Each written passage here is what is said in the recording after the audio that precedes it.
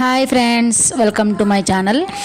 యూట్యూబ్లో వీడియోలు చేస్తున్నాం కదా. సో ఎవరికి ఇష్టమైన కంటెంట్ వాళ్ళకి, ఎవరికి ఏది కంఫర్ట్గా ఉంటే వాళ్ళ దగ్గర ఏ వీడియో చేయగలరో ఆ వీడియో అయితే షూట్ చేసి దానికి సంబంధించి వాయిస్ ఇచ్చి వీడియోస్ అప్లోడ్ చేస్తున్నాం కదా. సో కొంతమంది ఉంటారు, వాళ్ళు ఏమన్నాలో తెలియదు, వాళ్ళ పేరు అయితే చెప్పను కానీ దేవుడికి పూజలు చేసేసి వీడియోలు పెట్టేస్తున్నారు కదా. నిజంగానే పూజలు చేస్తున్నారా, లేకపోతే సోషల్ మీడియాలో అందరికీ హైలైట్ అవ్వాలని, చూపించుకోవాలని వీడియోల కోసమే పూజలు చేస్తున్నారా అని ఎవరో అయితే అన్నారు. వాళ్ళ పేరైతే చెప్పను నేను.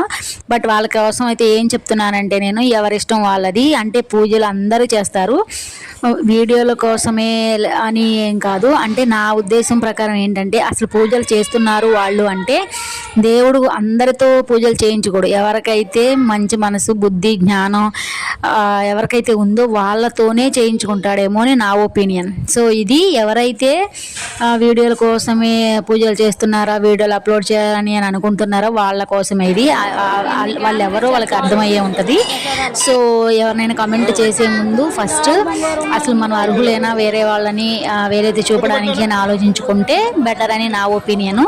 సో మీరైతే ఏమంటారో కామెంట్ చేయండి. నచ్చితే మాత్రం ఒక లైక్ ఇవ్వండి. Thank you for watching.